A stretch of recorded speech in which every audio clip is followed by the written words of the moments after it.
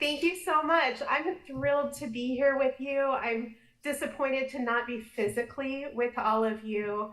Um, when I got this invitation, I just was so excited, and I'm actually in New York right now, helping my daughter move in for her year in college, which is why I'm not able to be with you in person. But I'm just thrilled to be part of this, and I hope I add something new to your convening today. I really want to honor the expertise that and experiences that you all already have doing health and all policies. I know that there's health and all policies work that's been going on in Nashville for quite a few years. All of you have deep experience doing work on social determinants of health and equity in your own communities, in your professional work. Um, I will be sharing some of my experiences from California, and hope that this helps to enhance the day that you have. And I also want to mention that in the process of prepping for today, I got to meet two wonderful leaders from your health department, Latrice Samuels and Tracy Buck. And so I just want to give a huge thanks to the two of you. And they shared with me the community health needs assessment, more about the Metro Health and All Policies work, information about the Livability collaboration, the Seeds of Equity training that you all have, partnerships that you have with across uh, government institutions and with community and with several of the historically Black colleges and universities in the area. So I really want to commend you for the work that's already happening with health and all policies. A few of this is just a snapshot of the topics I'm going to go over today. I will start with some acknowledgments. There's a story I want to tell. And then we'll talk about health and equity in all policies, as I'm now referring to this field, getting into more details then about the work that we've done in California, and then how does health and equity in all policies intersect with work on racial equity and on climate change. And then I'm hoping that we'll have time for questions and discussion. So please do make note if there are things that you want to ask about. With a limited amount of time, I'm just going to share a few examples, but I'm happy to bring more of those in the Q&A if that's useful. And I also want to start, before we get into the content of my talk, with a set of acknowledgments. And these acknowledgments are standard practice for my team, State of Equity. We are working to transform government institutions and practices, as are all of you, to be more just and more centered on the well-being of humans. And as we work to advance health equity and racial equity, we find that it's critical that we ground ourselves in by remembering and by honoring those people who are most impacted by unjust government practices and policies. And this includes those people who've been harmed in the past, those who experience harm now, and those who will continue to experience harm, unfortunately, into the future. And in order for us, both as individuals and also as organizations that we uphold, in order for us to be in fidelity to health and racial equity values and practices, we need to reconcile with our past and center the experience of Black, Indigenous, and people of color as we do this work within government. And so on my team, we're continually seeking to understand the ways in which government is responsible for creating and perpetuating harms. And it's critical so we can work to transform government to advance racial equity and ultimately well-being for all people. This is really a continuous practice, and so we're always evolving how we do this work as we learn more. So I'm going to offer two acknowledgments as I open my talk. First, I acknowledge that today I'm on stolen land on the unceded territory of the Lenape people, which is widely called New York City. And my slide up in front of you references the Nisenan people whose land I work on in Sacramento, California.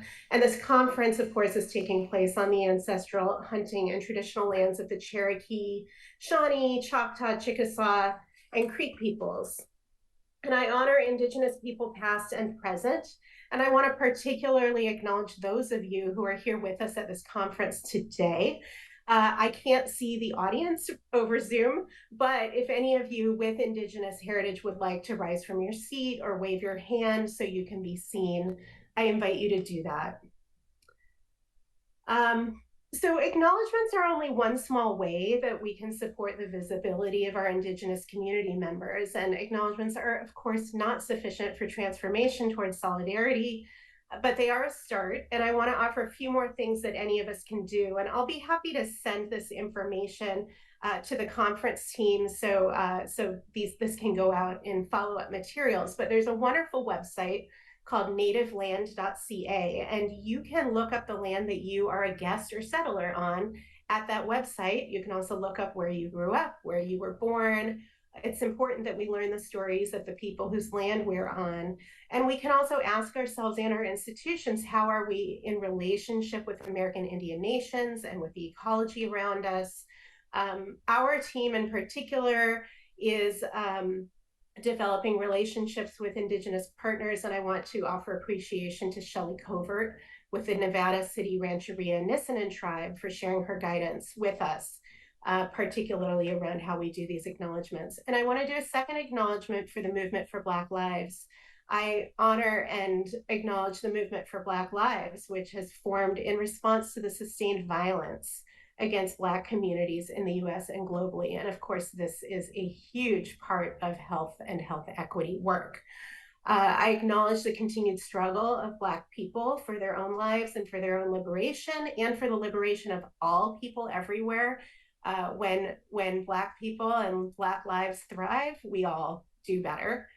And I acknowledge that Black people and Black communities are not a monolith. And I celebrate and honor the humanity of Black people, Black genius, Black art, Black joy. I acknowledge that my work and our work together for health equity and racial equity builds upon centuries of Black resistance. And we stand on the shoulders of many people. And I also offer appreciation to another organization, ONG Racial Equity Collaborative, which has helped us develop this acknowledgement. So thank you for joining me in those acknowledgements. And now I want to tell a story. Some of you have probably heard some of this story before. It's often called the upstream parable. And you may recognize this picture. This is from Chattanooga. This is a river park in your state. And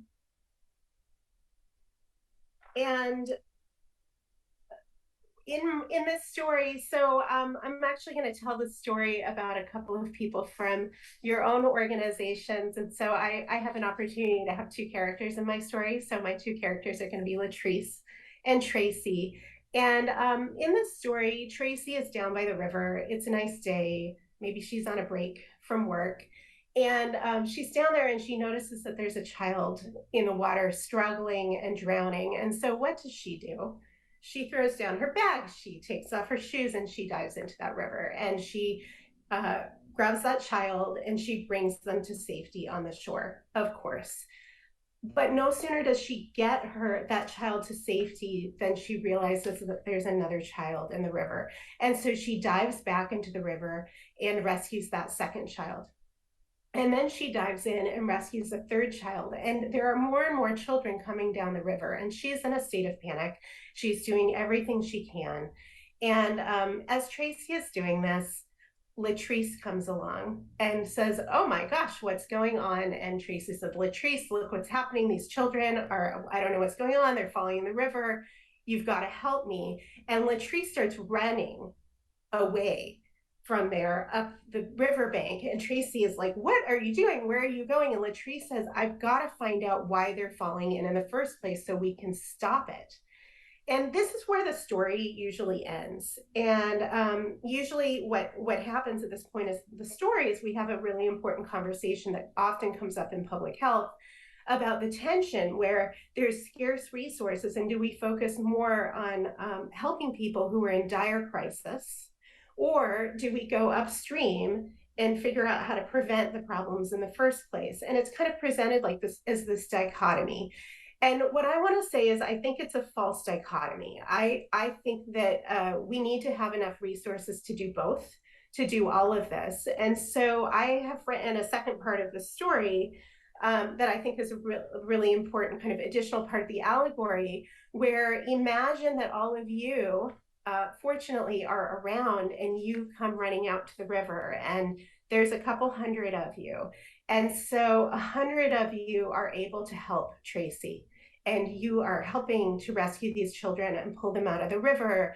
And they're doing okay. You're not losing anybody. You've got a safety net. And in the meanwhile, and so Tracy's able to take a rest actually, because she needs it at this point. And so in the meanwhile, Tracy and Latrice decide to go up together and figure out what's going on and why this problem is happening in the first place. And so there's a bunch more of you that each go up with each of them. They've got teams. One takes one side of the river, the other takes the other side of the river. And Tracy goes up on one side of the river, and she finds actually a pretty nice setup. There's a beautiful park. There's children playing. There's swim lessons happening. There's lifeguards. There's some staff around. There are all kinds of activities happening. There's parents around. Kids are having a good time. Nobody's falling in the river. Doesn't look like there's a problem. But Latrice goes up on the other side with her team, and they find a very different situation. The area is very run down. There are children playing. There's no adults around. There's no programming at the park. There's no safety rails. There's no physical infrastructure. Their parents want to be with them, but some of their parents are working 2 jobs or even 3 jobs. Some of their parents have been incarcerated and have been physically removed from the community, and there aren't swimming lessons available, and these kids are falling in and nobody is there to help them. And so this is where we kind of see these are health inequities. These are really complex, sticky problems. And yeah, and so I wanted to share the story to kind of illustrate what we're up against and where health in all policies comes in. So what is a healthy community? This has been the key question for us in all of our work. When we first launched our health in all policies work in California, we would ask this question as we met with people in transportation, in housing, in land use planning, in parks, kind of you name it. And folks were able to get that a healthy community is not just about healthcare. Healthcare is very important, but is about all of these social determinants. And to this day, we use this question, kind of my favorite 5 words, to engage folks and bring them in on our work. Here's just a snapshot of some examples of communities that are healthy, communities that are not so healthy. I love this quote from the Institute of Medicine. It is unreasonable to expect that people will change their behavior easily when so many forces in the social, cultural, and physical environment conspire against such change. And I'm sure all of us can think of examples, no matter how much privilege and resources we have, can think of examples where it has been difficult for us to do healthy behaviors because of the environments around us. I want to share this framework. It was developed by a group called the Bay Area Regional Health Inequities Initiative. And what I think is interesting about this framework around the social determinants of health is it shows this upstream, downstream piece that we just spoke about. And to the right is the downstream work that often happens in healthcare, focus on mortality and on disease and injury. And as you move from downstream up to the left, we get to risk behaviors, which is where public health has typically worked, and for many, many decades. And as we moved from the left of that to living conditions, this is where public health has been headed, especially over the last decade or so. And I imagine that many of you are working in this sphere of living conditions, land use, transportation, physical environment, economic and work environment, and those intersections with health. Now, what has been happening more in the last few years, and my focus initially with health and all policies was on living conditions. Over the last few years, we have shifted further upstream to focusing on institutional inequities and really looking at the systems behind these conditions. And more recently, moving upstream from that to really looking at issues of social inequities. How does racism play in? How does oppression along lines of gender, sexual orientation, immigration status, class, income, wealth play in? And in fact, I think if we were to revisit this framework today, we might even add another box further to the left that's about narrative, that is about our understanding and the way that our society kind of perpetuates hierarchies of people. And I posit that we in public health have a moral imperative to work as far upstream as we can. And back to the upstream parable, we need to have enough resources to work all along this continuum. Uh, this is just an example of a data tool that we have in California, and I hope that you have resources like this in Tennessee as well, but indicators and data to understand, really at the census tract level, what the social determinants of health and equity look like for communities and for populations, and what people are up against in their very localized neighborhoods. And these are sticky or wicked problems. These are problems that are really hard to solve. They're multifactorial. You can't really define them. There's no clear solution. You find a solution in one area and it may trigger harms in another area, and there's no single organization responsible. So in my state, there is no agency responsible for alleviating poverty. There's no organization responsible for addressing racism. There's no single entity responsible for, or even entity overall responsible for addressing violence. There are very specific programs and projects, but this isn't coordinated across our state, and in most local jurisdictions, we could say the same thing. So this is where health and equity in all policies enters and is so critical. Health and equity in all policies is a collaborative approach to improving the health of all people by incorporating health and equity considerations into decision-making across sectors and policy areas. And this definition comes from the Health in All Policies Guide that my team and I developed in 2013. I'll make sure that the link to that gets shared out as well. It's available online. And we define 5 key elements of health in all policies. One is that we work at the intersections of health, equity, and environmental sustainability, and in particular, issues around climate and climate change. The second is collaboration across sectors and fields. Third is benefiting multiple partners, engaging stakeholders. And if we were to update this today, I would say engaging stakeholders and centering the voices and experience of community and leadership of community. I think our thinking around that has evolved quite a bit over the last several years. And then finally, creating structural or procedural change, really changing the systems in which we're working. It's just a snapshot of, there's lots of health and all policies plans all over the country, including in Nashville. And our Health and All Policies Task Force got started in 2010 through an executive order signed by our governor. You can see Arnold Schwarzenegger on your screen. He was our governor at the time, and he did this at a conference with Bill Clinton, establishing a Health and All Policies Task Force. It called for a whole bunch of departments and agencies to come together. And on your screen, you'll see logos from state parks, transportation, health, labor and workforce, fire and forestry, food and ag, and so on. And the first thing we did was we conducted public input sessions around the state to really understand what the priorities are for communities. And then the focus has really been on consensus and co-benefits, in part because this was an unfunded mandate. A lot of these entities initially did not even want to come to the table. They showed up to our meetings because of the executive order, but we had to demonstrate to them that this was going to help them achieve their goals, achieve their missions, and ultimately be useful for their, overall for them. We ended up forming multi-agency working groups on these topic areas. These are the topics that rose up through as priorities through our public input process from community.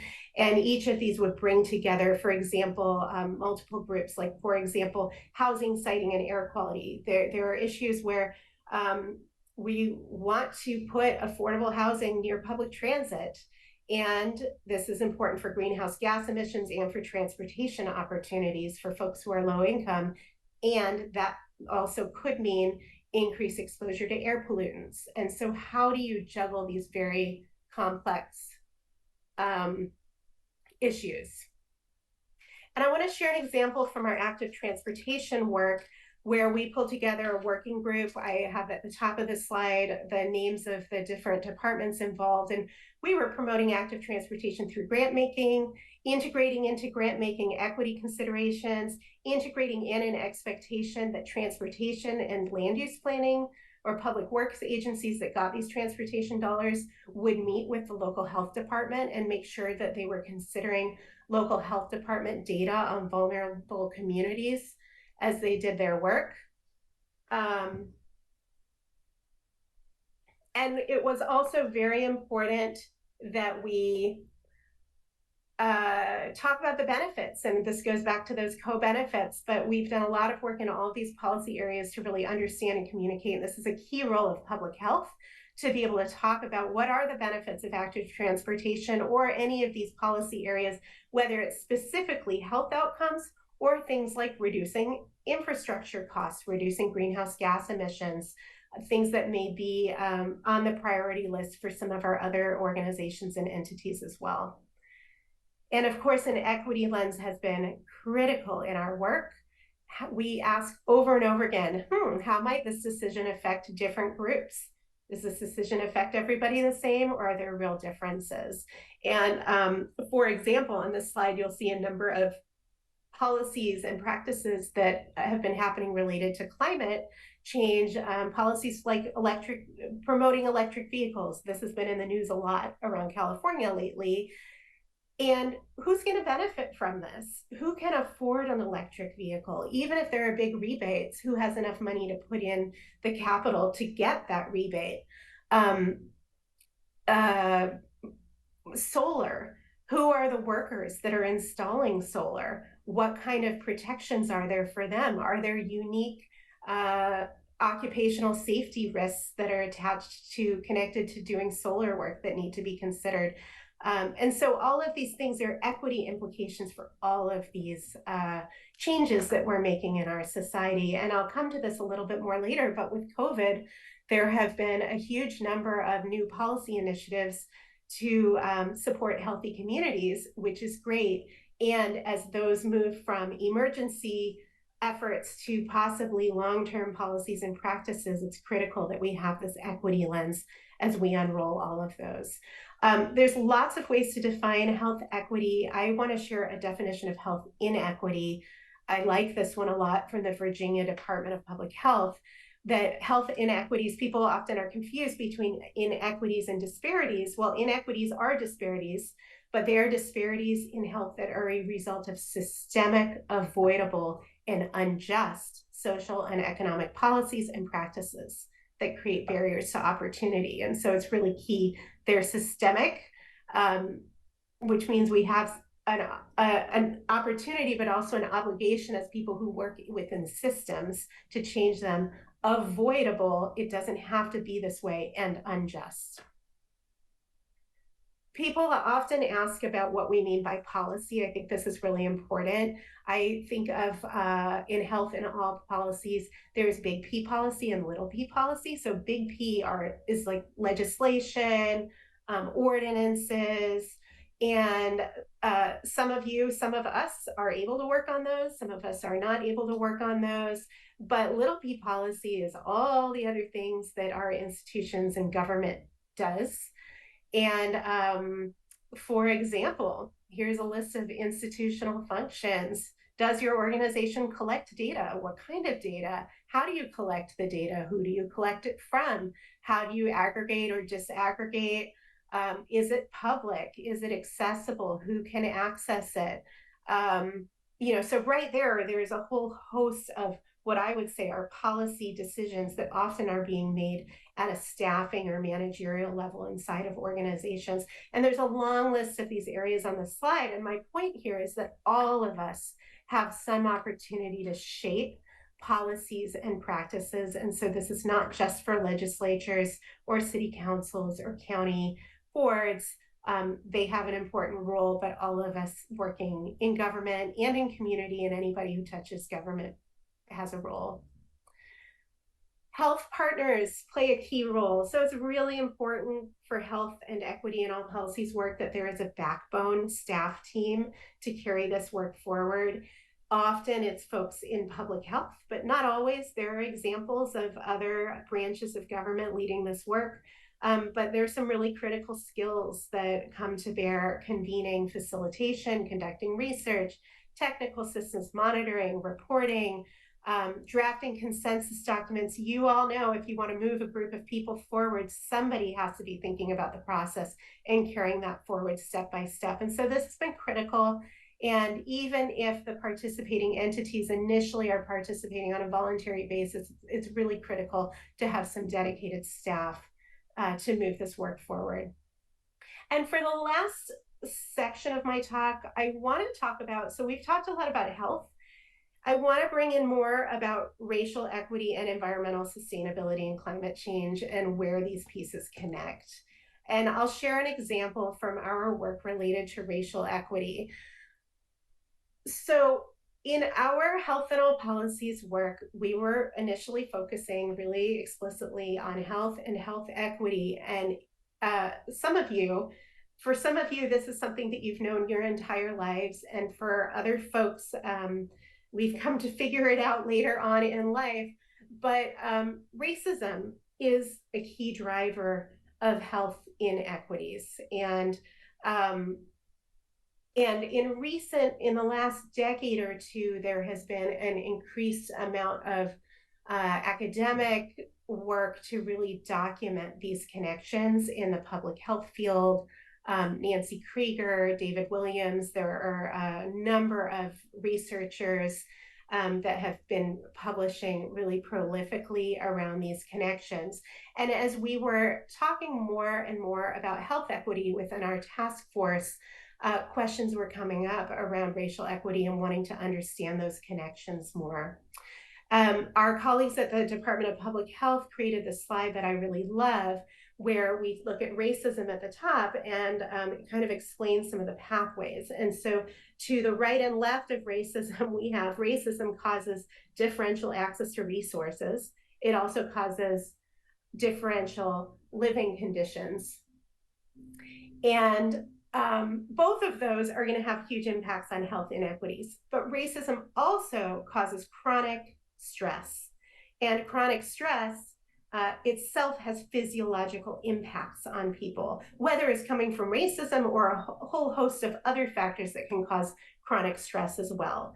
And these include increased allostatic load, epigenetic changes, that can cause this to be passed on over generations. And all of these can lead to cancers, heart disease, kidney disease, increased blood pressure. Now, I am not an expert on the physiological pathways, but I would venture a guess that there are at least a handful of people in the room with you right now who are. And I hope that in the coming months, you will be able to schedule some briefings and talks to be able to hear from them and really get in depth, because there's just a very deep understanding at this point around these connections. And I think it's really important for us working in the field of health and equity in all policies to really understand. We get a lot of questions about why we're leading with race. And in fact, we want to tackle health inequities along every line. We are concerned with health inequities around lines of gender, of disability, of sexual orientation, of income.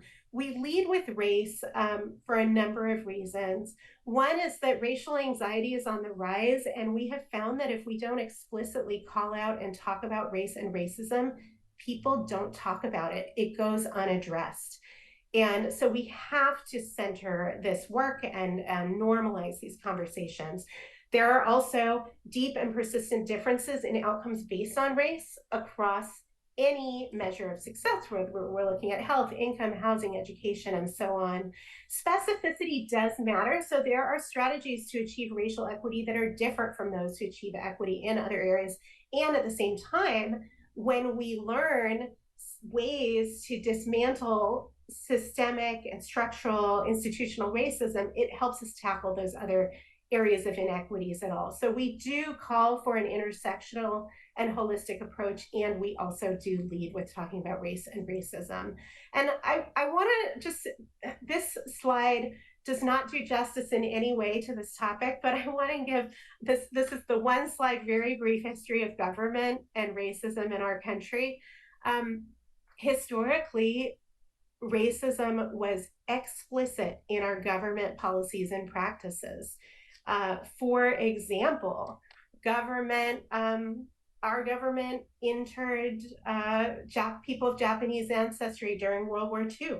We had slavery. You all could come up with many examples of this, I have no doubt. And I hope that you will, if we had a whole day for this conversation, we would spend a lot of time on this. Over time, discrimination became illegal, but discriminatory policies have still been perpetuated in implicit ways through quote unquote race neutral policies. And there are examples of this, like voting laws that end up discriminating against some groups and not others without explicitly naming those groups. The police will enforce the same law differently in two different communities. That is discriminatory. Government agencies will respond to calls from community members for broken street lights or things like that, and we'll have different response times depending on who's calling and what neighborhood the problem is in. Decisions about bus routes and where those get prioritized, for example. And then the last part of this slide is governing for racial equity. So we're in a very exciting moment right now where actually there's a movement nationally around advancing proactive policies, practices to advance racial equity in government. And I want to show this next slide. I love this slide because there's an organization called the Government Alliance on Race and Equity. Some of you may be familiar with them. And they're working with this slide I think isn't even their most current list. I think that's probably doubled from this right now, but working with, I believe that it is now a few hundred jurisdictions across the country doing racial equity work in their government institutions. And you'll be pleased to see Tennessee up here with Chattanooga and Knoxville. So if you're not familiar with their work, I hope you will get in touch and check them out. Our team in California has joined forces with the Government Alliance on Race and Equity, and GARE, and GARE has primarily been focused at the city and county level. We're partnering with them to expand this work to support state governments. And we started by piloting this in California. We're now starting to build this out with other states. But I want to just give a snapshot of what we're doing in California. So we launched the Capital Collaborative on Race and Equity, or CORE, and we did this out of the Health and All Policies Task Force. So the Health and All Policies Task Force was saying we want to do more on equity, we need capacity building, we need training, and we need a deeper understanding of institutional and structural racism. And we were so excited to find out that GARE existed right at that same time and launched a cohort program where we run peer exchange learning cohorts for state government agencies. Now, I should mention that my team, State of Equity, we are a nonprofit organization that partners with government. And so we've been able to kind of bring this in as a public-private nonprofit government partnership. And on your screen is just a list of some of the agencies and departments that have participated. Many of these came from the Health and All Policies Task Force. This is 2018 and 2019, and we had another cohort in 2020 and 2021. We have another cohort now running in 2022. I don't have a slide for them yet. They're brand new, but we're really excited about the work that these organizations are doing. And as a result of their work with us, we now have racial equity action teams within 33 state agencies and departments. There are quite a number of working groups. There are more details up on the screen, and I will share these slides out with you after, so if you want to go back and get more details, you can. This slide just is a list of institutional commitments. So a number of these entities over the time they've participated have gone public with action plans, with commitments, with statements, with descriptions of kind of the historical legacy of injustice in their policy areas and their understanding of what they need to do to address those now. It's really been quite profound and exciting. And this is happening all over the country. So I'm going to loop back to the Health and All Policies Task Force now. And I want to share that the task force has actually done a bit of a reboot. So at the start of the pandemic, the task force started doing public input workshops again to revisit where its priorities should be. It had been a decade at that point since its founding. Held key informant interviews, did a statewide survey, listening sessions, a drive for membership among state entities to kind of re-up commitments. And in the course of that, what they heard was, yes, there was an interest in those same policy areas that we talked about before: transportation, housing, education, and so on. But there was a particular focus and interest in equity, health equity, and racial equity, and addressing the structural barriers to equity in government. And so the task force has now rebooted with a new set of 4 goals that are up on your screen around that are really about internal systems and processes. So addressing burdensome program guidelines, protocols, budgets, contract and funding equity, equitable access to information and data, and then building capacity and racial equity competencies in government. And so now the task force just this year has launched new work related to grant programs, contracts, and funding equity, another related to data. And you'll see on your slide, each of these has a champion that is not from a health agency or department, but is from the entity that can have the most opportunity for influence in that area, and then participation from a wide range of departments and agencies. And we also have a couple of round tables around building capacity and competencies, and also around safe and equitable communities, and getting back to that issue around violence prevention and community safety as a key component of healthy, equitable communities. And I can't give this talk without also touching on climate change. Climate change is the single biggest threat facing humanity. This is what the World Health Organization says.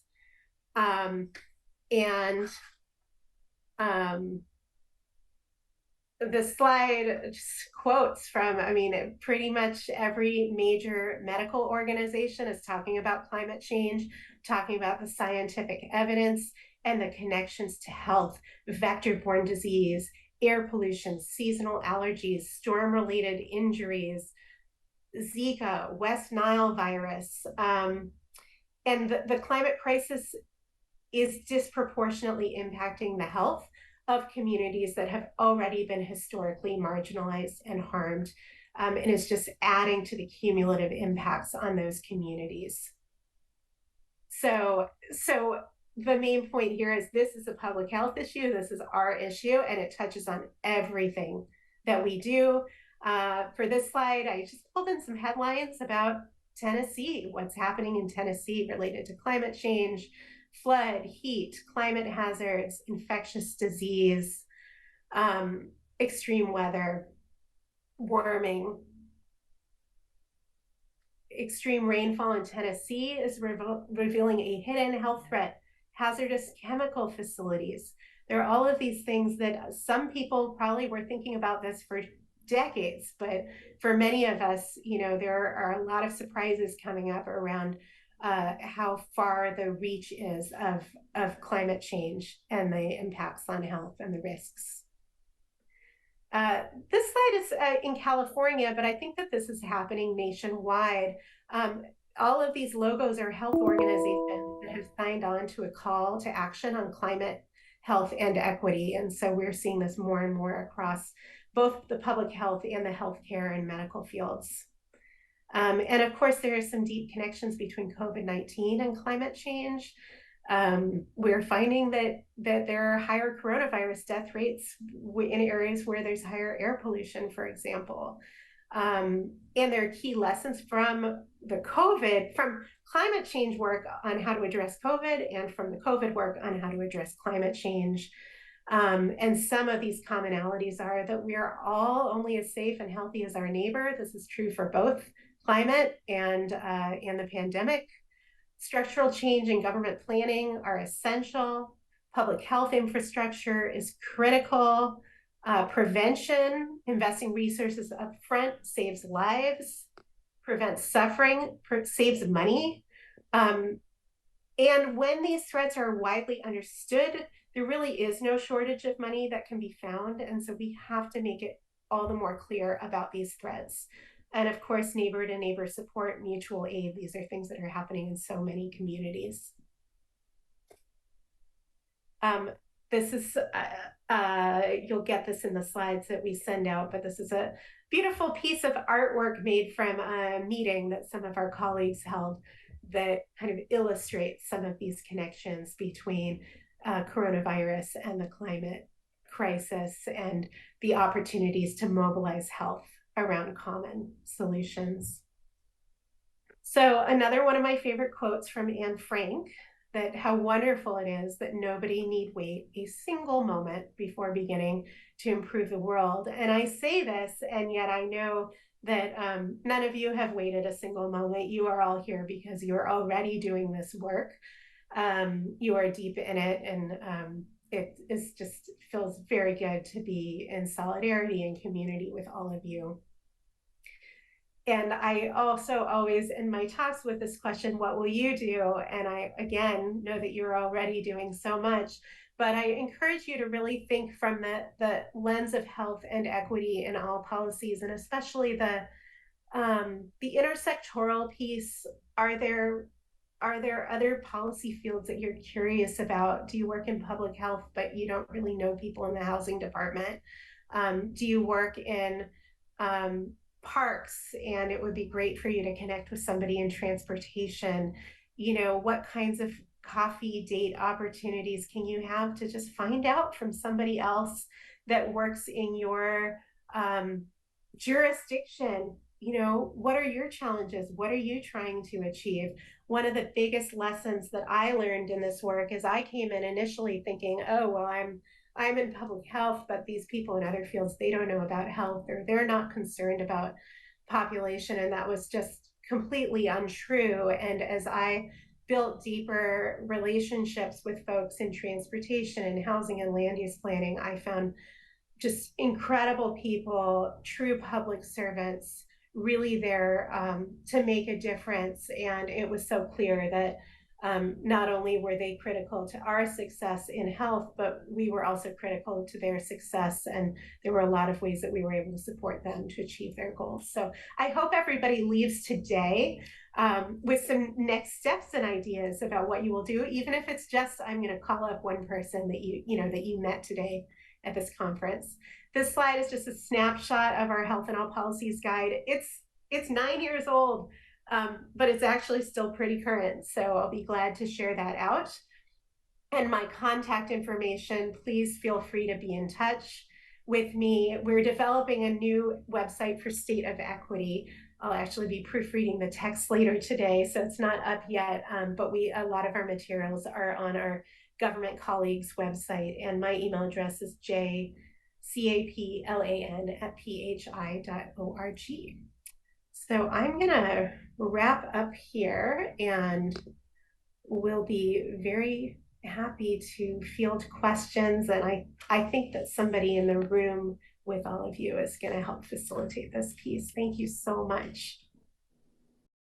Hi, Julia. Can you hear me? I can. Hi, my name is Elise Cruz. I work with the public health department here, and I'm actually involved in our cross-sectoral HiAP efforts. But one of my questions, kind of moving outside of, or moving from what you just mentioned, was around centering community partnerships and community engagement. I think there is a spectrum of what community engagement can look like. It can be involved, it can be community led. And so, and recognizing that often,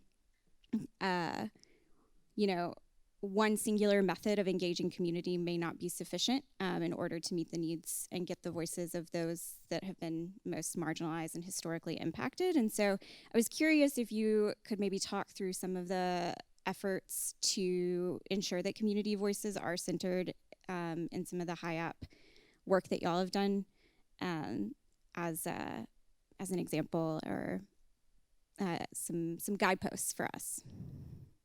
I would be happy to. And I want to start by saying that this is an area that I am really on a learning trajectory around. So I will share some of what I've been learning, and I would then guess that there are other people in your room that have deeper experience in community partnership than I do. When our health and all policies work first started in 2010, our community engagement was a pretty light touch. We did those public input workshops. They were critical for our work, and our priorities really were shaped by that public input. But then we really focused internally within government. And it was really important, and was an area of tension for us. It was important to have places where government folks, bureaucrats, could meet with each other in private and have confidential conversations, because they were kind of unveiling problem areas where if they were talking in public, they probably never would have had those conversations or felt safe enough to talk about the problems that they were facing, or the limitations, or kind of the things that they couldn't figure out.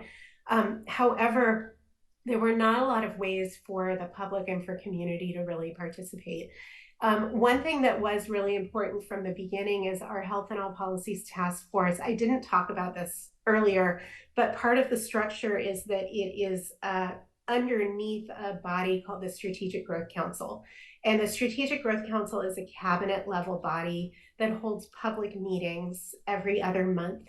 And so part of what I did is I made sure that we got time on the agenda every time that public meeting happened, so that we could speak publicly about what was happening, and the public would have an opportunity to show up, kind of monitor what was happening, and weigh in. Now, still, that is a very light touch of community. I wouldn't even call it really engagement. It's like a very small step in the direction of transparency.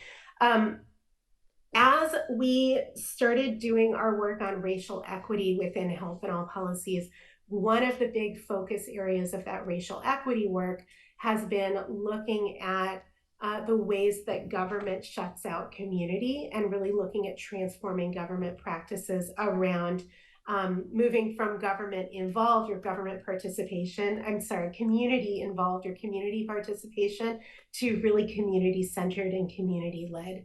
And so I and my team have been learning alongside our government partners over the last few years. And we've been watching and supporting a number of state entities to really make changes. One of the changes that some of them have been figuring out, and this gets to those procedural and structural issues. This is a long answer, but I have a lot to say about this.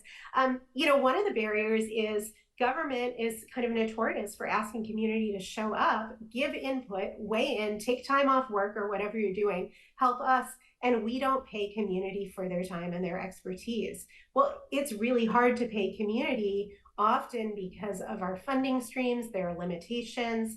Our budget processes, we're not allowed to give out gift cards. There are all these limits.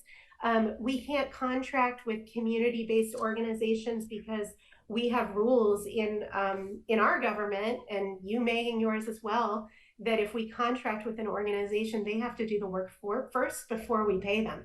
We will reimburse them after they do the work. Well, a very small community-based organization can't afford that, and so they can't even compete.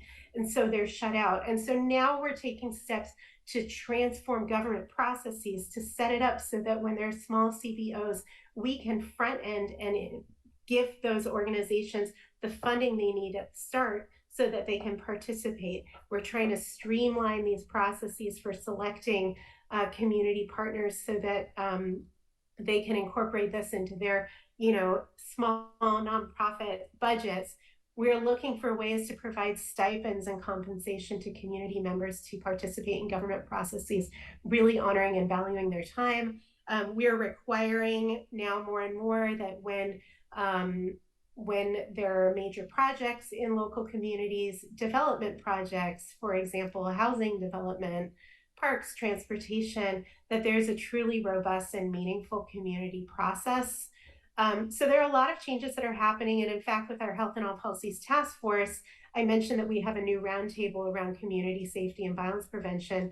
We've been able to now secure grant funding so that we can provide funds to a community-based partner organization that does work with youth who are coming out of incarceration, system impacted young people who are going to be helping us design and facilitate these roundtable sessions with government. So we've been taking some big steps in this department, in this area, in this direction, and it's there's a long way to go. And I think that's probably the case everywhere. Yeah, thank you so much. I appreciate you highlighting some of those like structural and infrastructure pieces and tensions that exist, and sharing some examples. Appreciate that. Absolutely. Yes, I just had a follow up and want to thank you for the empowering talk and thinking about how we can all kind of make change at all these different levels. I think that's really important to keep echoing because we can all do that together. And I did want to mention one thing that always was on my mind is like timelines. And so you showed some of the timeline from historically how things have gone. And then you talked about trying to streamline processes. But I'm thinking about how this kind of could move forward. Can you, maybe share expectations for how change can happen? And given how urgent and how important this all is, kind of just how we can try to help expedite that process and how we can also just, frame it in our own minds for what's possible and how fast. Sure. And I didn't catch, would you mind just saying your name and Oh, sorry. My name's Brian Heckman. I'm a associate professor at Meharry Medical College. Oh, it's Brian. Okay, great. I can't You're good. my view is a little obscured, so fantastic. Great.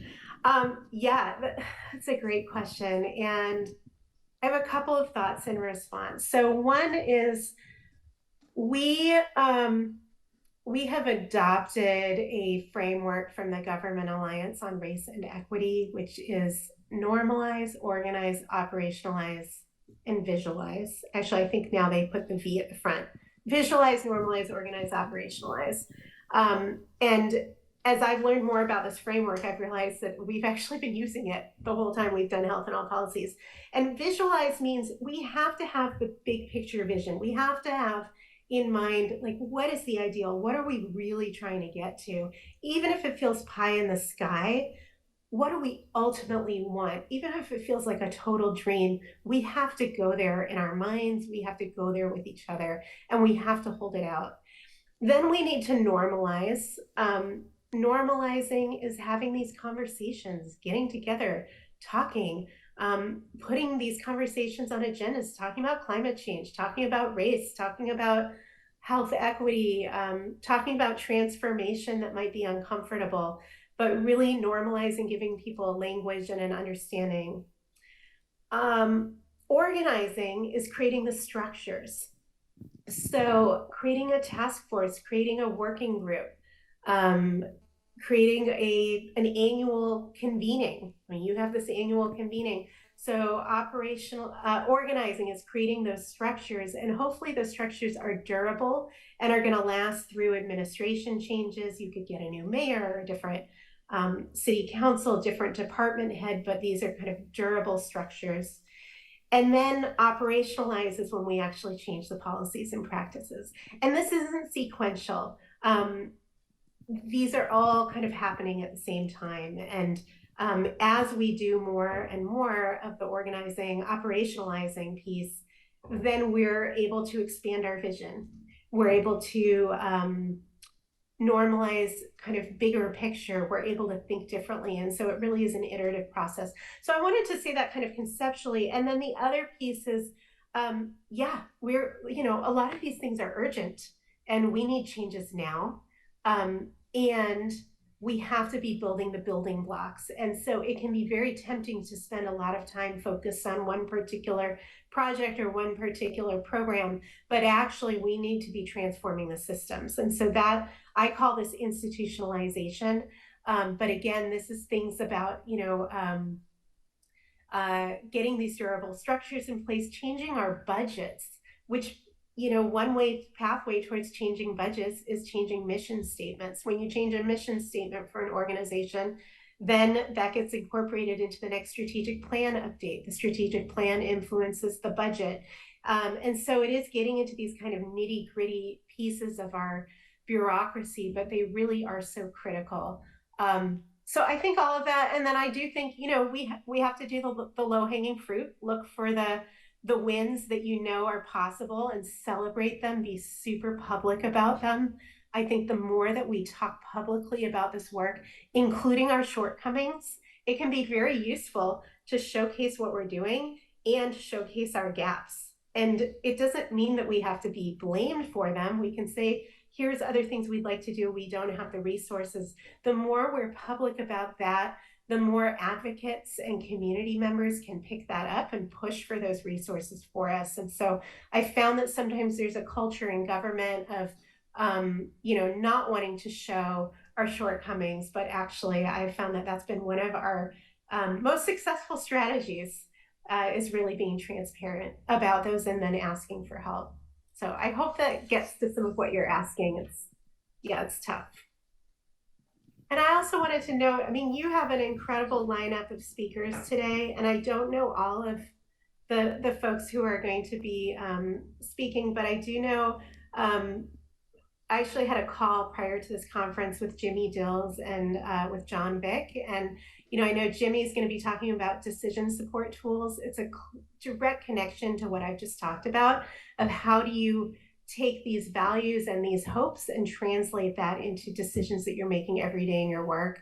And then, John Vick, I think, is also part of our broader national network of health and all policies practitioners. And I think also can speak to that work and what's happening, how that work has played out in Nashville. So I'm excited for what the conversations are going to be for the rest of your day.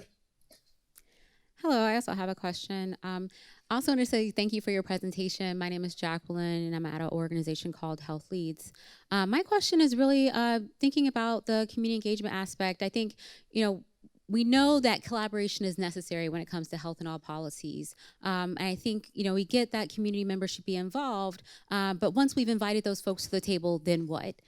Besides input, I'm wondering, what are some of the other assets or values, some of the richness that community members or community-based organizations can provide in the health and all policies approach, and how may you all have, how have community members showed up in the work that you've done in California as well? Mm-hmm. Yeah, thank you, Jacqueline. So I guess a few things. I have been at a number of government meetings where historically those meetings have been just government folks, and recently those meetings have been bringing in community members. And one of the things that we've been doing, and I've been seeing colleagues do, is have spotlight opportunities at the start of those meetings where community members share personal experiences, share lived experiences of the issues that folks within government are working on. And so I was recently at it was a task force around early childhood development, and they have standardized before they have these 3-hour meetings every month or two. And at the start of it, they take about 15 minutes to hear from 2 community members, sharing their stories. And even if, whether or not they may be speaking to the specific policy issue, they may not, but they're bringing in their lived experience, and that is educational and informative for the people who have decision-making roles. It's critical. It's also really important to understand from community members what they're up against, what their priorities are. We often find that the priorities of community are very different from what folks in government think. So folks in government may have one idea, but without the lived experiences, we're going to fall short. And it doesn't necessarily mean that what we think is wrong, but it may mean that we're missing some critical pieces. So I may be really concerned about climate change and transportation, but when I go out into community, I may find that my community members are really worried about how unsafe they feel on the street, just in their neighborhood, or maybe really afraid of policing in their neighborhood and may not feel like it's safe. So they may say, well, it's great that you want me to go out and walk more, but like I'm scared to leave my apartment. And are we thinking about that when we're doing our work on climate and transportation? And so the more that our eyes can be open to kind of the holistic experiences of people, the better. And then I think that there are, community members who can have a very deep role in policy as well. And I want to acknowledge that, sometimes we're dealing with policy issues where it's very nuanced. We're dealing with very deep specifics. You have to have studied a lot and been involved for many years to really understand what these policy levers are that we're working on. And that can be used as an excuse to shut community out and say, well, they're not going to understand, so we can't slow down to bring folks in. But this is where it can be really advantageous to have funds to bring in cohorts of folks from community and provide stipends and engage people on a long-term basis, not just one-time input sessions, but can we bring in community to be partners on an ongoing basis, perhaps over the course of many years. And so I think that's something that I'm starting to see more of, is those kinds of practices as well, kind of blurring the lines a little bit more between community and government. And then one more piece I need to say is we should be hiring from our communities. And so if our civil servants don't look like the communities that we serve, that's a problem. And what are the barriers to entry? And so there's a whole piece of workforce equity that comes into this too. Are we valuing lived experience when we are hiring people? Are we requiring people to have a certain level of educational attainment that is a barrier to our community members and actually preventing us from hiring people who really understand what the needs are? And how can we change those practices so that we can have that lived experience and community wisdom on our staff and inside of our institutions? Yeah, certainly. Thank you. And if it's okay, I'd like to double dip and just ask another question. Okay. So my other question is thinking about that funding piece. I think we oftentimes think about, when it comes to how to fund something that's about collaboration in the health world, we think about grants. Are there any examples that you might share where folks have really thought out of the box and thought, how can we maybe fund this in a different way? Maybe business approaches or other approaches to kind of getting the health and all policies approach off the ground? Well, let's see. So initially, as you were asking the question, I was thinking about how to get funding to community. And I would say this is an area that I'm still learning, but I think that's primarily through grants and contracts. However, one of the examples that I shared is that my team, we're a nonprofit organization, we get philanthropic funding.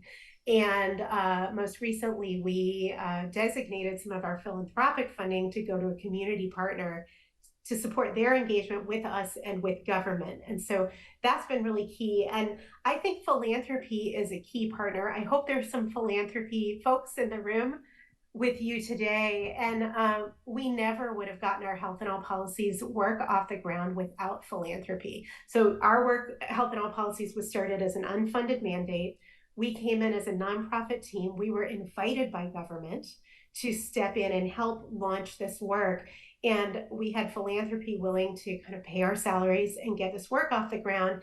And the goal initially from philanthropy was, we will fund this initially for a couple of years, but then we want state government to take over. Like, we're going to prove the concept. Once we reach proof of concept and demonstrate that this is a good idea and is helping government needs to step in and build this into its budget. Turns out that took a lot longer than we had initially anticipated. And it was about 8 years until, we had failed attempts at getting health and all policies built into legislation and built into the state budget. It took us 8 years before we got this work built into the state budget. And now there are 3 full-time positions inside of state government at the Strategic Growth Council. But what we also found is, as our work grew, we needed more and more resources. And there was a special role for philanthropy that just could not be filled by state funding.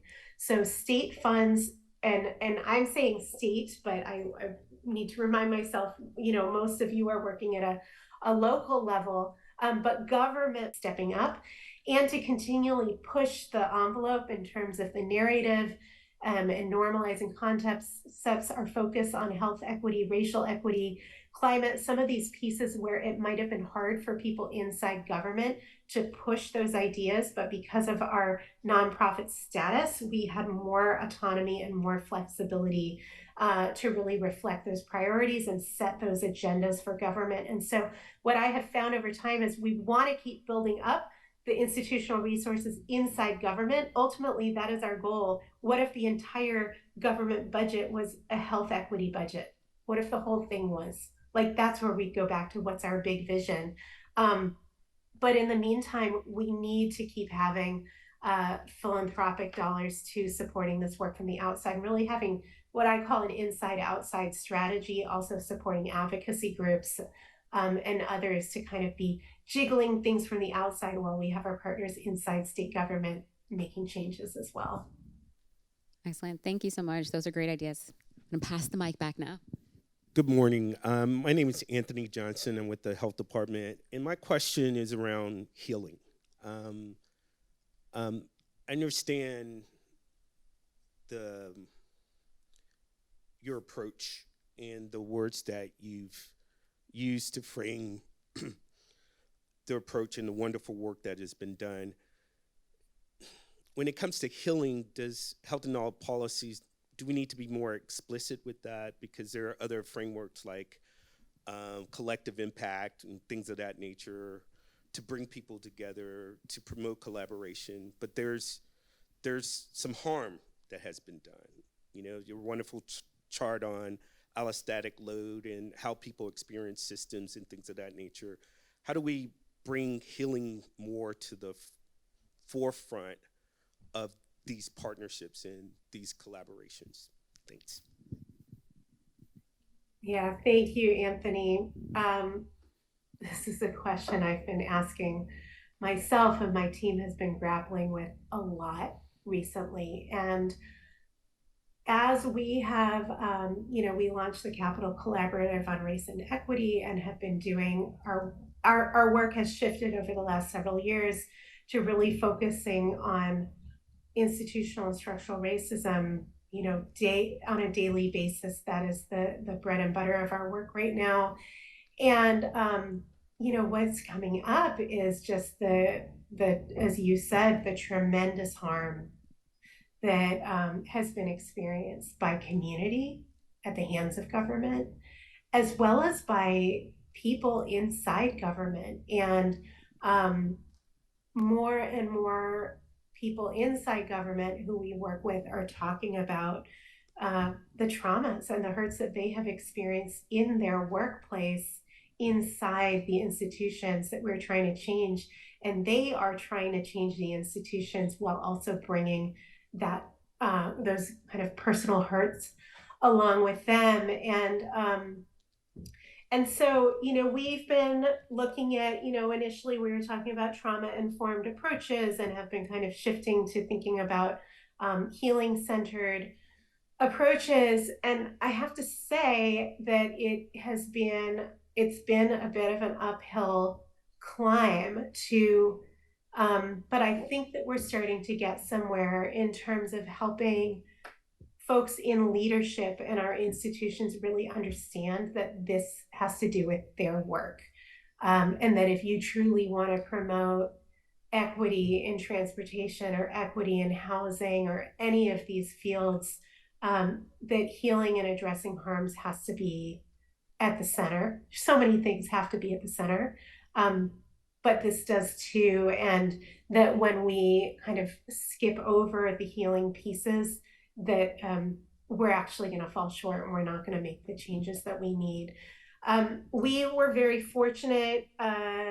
Just in the last couple of years, our state established an office, a Surgeon General, which is a new position in our state. And the person who was appointed, Dr. Nadine Burke-Harris, is an expert in adverse childhood experiences. And so she was doing a big push around ACEs statewide. And as part of that, we partnered with her to, she was doing a survey of jurisdictions across our state to understand what's happening around ACEs and kind of more broadly an understanding of trauma. And we were able to convince her office to also do a survey inside our government of our government entities to find out what their understanding is of trauma broadly and healing, and what kinds of approaches, if any, are being used. What we learned from that, not surprisingly, is we found a lot of gaps, but it's been very important to have that information to kind of build the case. And part of why we've established with the new reboot of our Health and All Policies Task Force, there's now a roundtable on violence prevention and community safety. And that roundtable is presenting us with an opportunity to start to have some of these conversations in a multi-agency environment, not just on a one-off basis, but to really form a group that's going to be meeting in the long term. And that's where we're bringing in community partners to really help us ensure that we have integrity in how we're doing that work. So I don't have a great answer in terms of solutions or approaches, but just to say I really want to, I value what you're saying and what you're asking about, and this is critical. And I think we have a lot to learn and a long way to go. And, and again, as I said earlier, there is no, in most jurisdictions, I've never heard of an agency or a department for healing. And, there's mental health services, but that's very different. It's not the same thing at all. And so I think that this really is a key place for health and equity and all policies to play a role. Thank you, Julia. We have one other question. Thank you so much. My name is Benaias Asayas, and I'm representing Black Mental Health Alliance of Nashville. And first, I want to thank you for being here today, for having this presentation and discussion. And secondly, I want to thank you for identifying racism and not race as the driver of health disparities, because that's something that's often misunderstood. The question that I had is about health policy. And so in Tennessee, we have not expanded Medicare. And, that's a big issue because we have data that suggests that expanding Medicare will reduce racial and rural health disparities. And so in trying to, push this kind of policy change, with these kinds of collaborations that we're making, oftentimes the people who are doing the collaborating are people who are vested in these kinds of, institutional changes. But institutional backing comes from leadership, and oftentimes leadership might not share in the same politics. And so how do we push for health policy change from an institutional level, and how do we kind of push the leaderships to do what's in the best interest of the people?